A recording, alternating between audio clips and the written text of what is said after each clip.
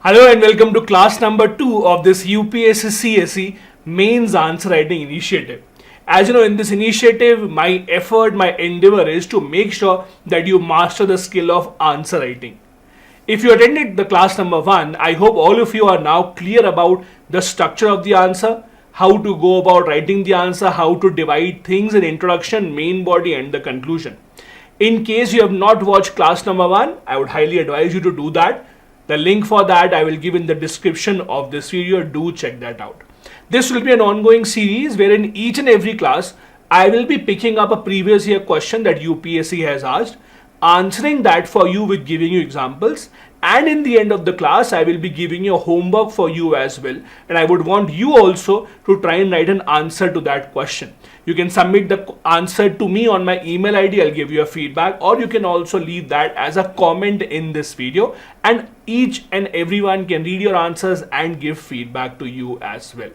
Again, if you have not watched the first class, I would highly advise you to do that. In the very first class that we had yesterday, I discussed about how do you write an introduction, what to write in the introduction, how do you write the main body, what are the things that you should include and should not include, and also how to write the conclusion or the way forward. So again, the link for class number 1 is in the description of this video.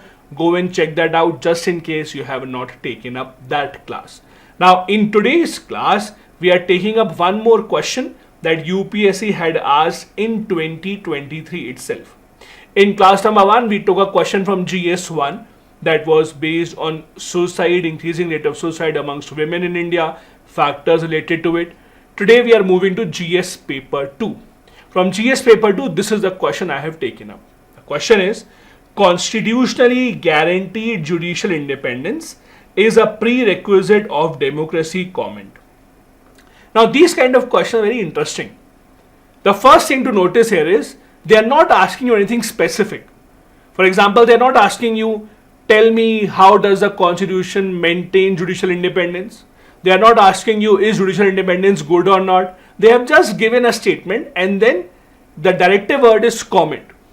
A lot of people get confused here what to write, what not to write in these kind of questions. Because if the question is something like, what are the factors behind farmer distress? How can we improve the problem of drought in certain parts of India? Those are straightforward questions. You know what to write, you don't really have to decode this. In these kind of questions, however, you have to spend a few seconds to decode what do you have to write. Now, when this kind of a statement is given, means they are not asking you whether constitutionally guaranteed judicial independence is good or not. They are telling you it is good. It is a prerequisite for democracy. So now what do you have to do? In these kind of cases, usually I would advise you to focus on two things in the answer.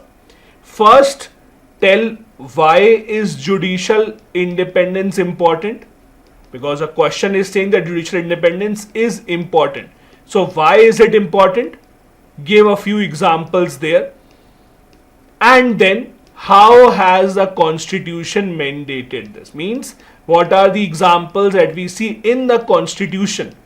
What are the article numbers where the constitution ensures judicial independence?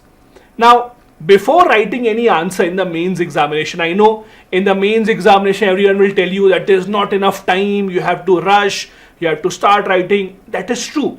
But before writing any answer, please take about 30 seconds of time to ideate. Means to think over it. What will you write exactly? What are the important keywords that are coming to your mind? All of you have read Indian polity. In Indian polity, you read about judicial independence.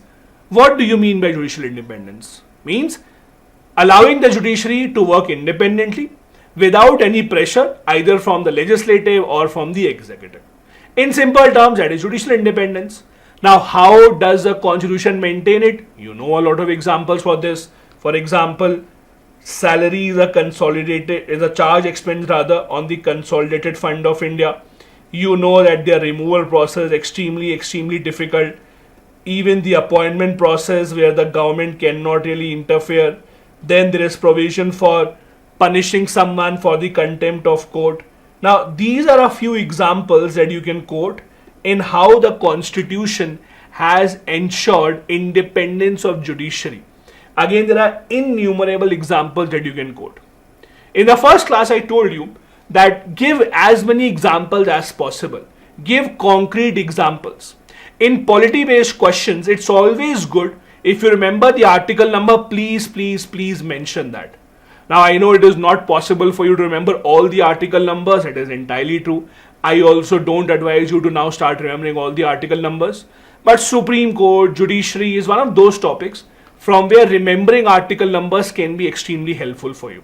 So in case you remember certain Supreme Court cases related to this, in case you remember certain articles, please feel free to do that. This is also a kind of question where you can make a flow chart as well. For example, what you can do is, let's say something like this. In the middle, draw judicial independence and then basically give examples of how judicial independence is maintained. So there are various ways to go ahead to answer this kind of a question. Again, GS2 is very tricky because in GS2, which is Indian polity, international relations, social issues, you think you have written all the good answer, but usually you don't get a lot of marks. In mains exam in GS2, 90, 95 usually remains the average even of the toppers. The difference is you have to give real concrete examples. So let's see how do we start this. In the introduction, yesterday we had discussed either you give a fact or you give a definition. Either you give a fact or you give a definition. So what can be a fact or what can be a definition in this case? A fact in this case can be, if you, for example, remember, do you remember any Supreme Court case where the Supreme Court talked about judicial independence? If you remember a Supreme Court case where the Supreme Court talked about judicial independence being a part of, let's say, the basic structure. If you remember Supreme Court quoting anything about judicial independence, that can be a very, very good introduction. So either you remember some Supreme Court case, that can be a good introduction in the form of a fact. If you don't remember, which would be the case with majority of us, if you don't remember, don't worry. You can go ahead with a definition as well, where you can start with the concept of judicial independence. Something like this. Judiciary, legislature, executive are the pillars of democratic nations, sharing powers amongst themselves. Now, in order to maintain this balance, judiciary has to be free from the whims and fancies of executive and legislature as is designed by our constitution. Now again, there is no one way of writing an introduction. I gave you multiple examples. You can start with the Supreme Court case. If you remember any specific article number of the Indian Constitution, for example, the directive principles of the state policy, you know that there is a directive that the judiciary should be separate from executive. If you remember article number 50, which is the case here, you can mention that as well. So again, there are multiple examples of how you can write the introduction. The point is, sitting in the examination hall, the first idea that comes to your mind, you have to write that down. You don't have a lot of time. On an average, an answer has to be written in 7 to 8 minutes. Now in 7 to 8 minutes, whatever the first thought you get in your mind, you usually write that. So please make sure you practice a lot. The more you practice, the more first thought ideas will be clearer. So this can be introduction, or article 50 or any Supreme Court case can be introduction. Now in the main body, as I told you, we'll focus on two things. The first thing that we'll focus on is, number one, why is judicial independence important in democracies? Because that is what the question is. And second part of main body will be, how does the constitution maintain it? And we'll try and give as many examples as possible. So for example, I've given you 4-5 points in why is it important. First, for an individual to trust the judiciary.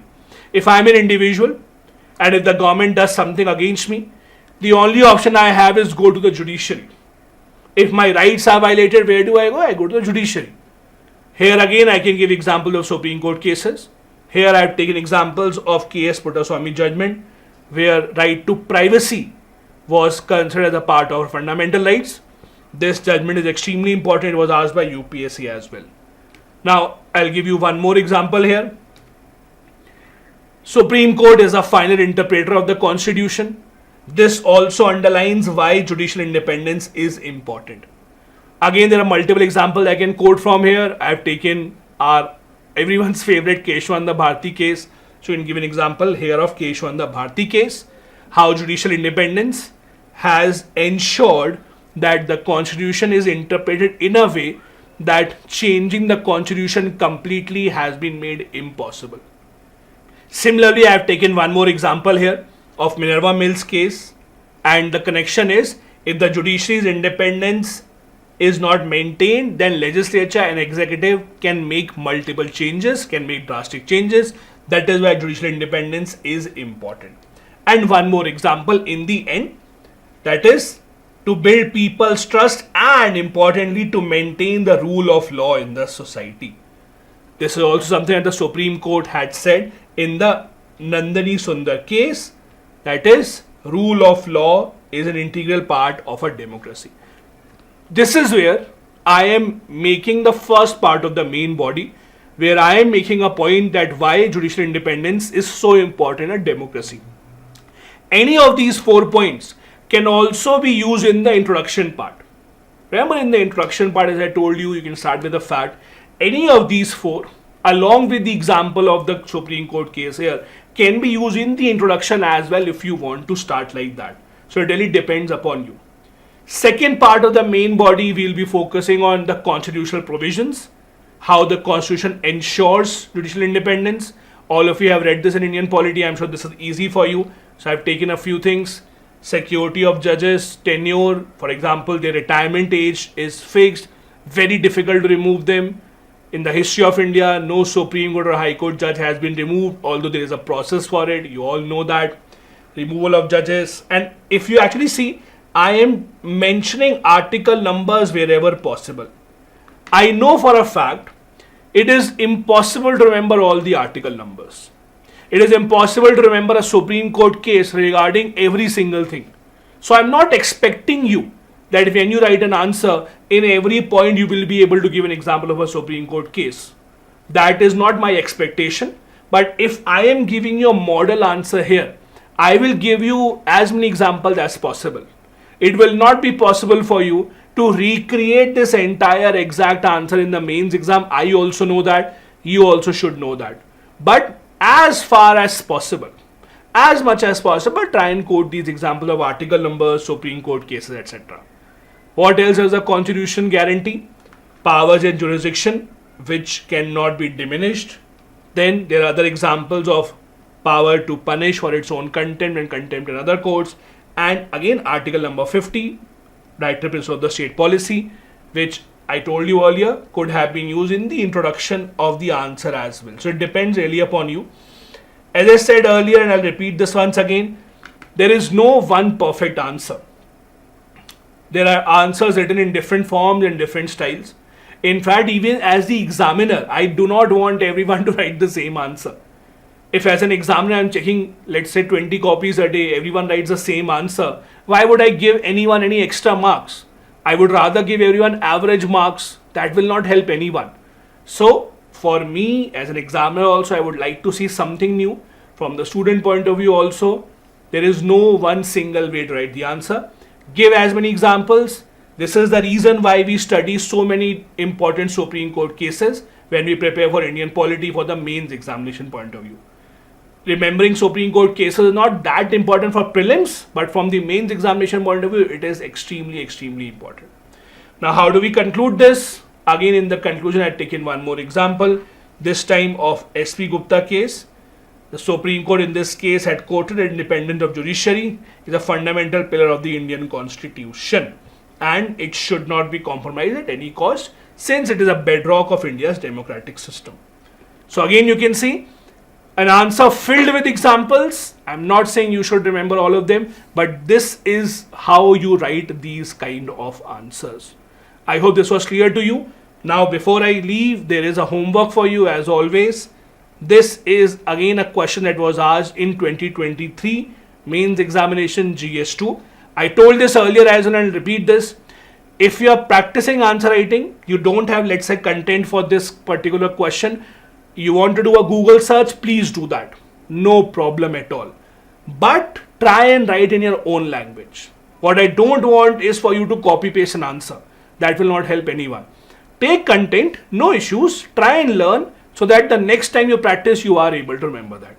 How do you get this answer checked? Either you can leave it in the comment section, people can give feedback to each other, or you can mail me here and I will be trying to answer this.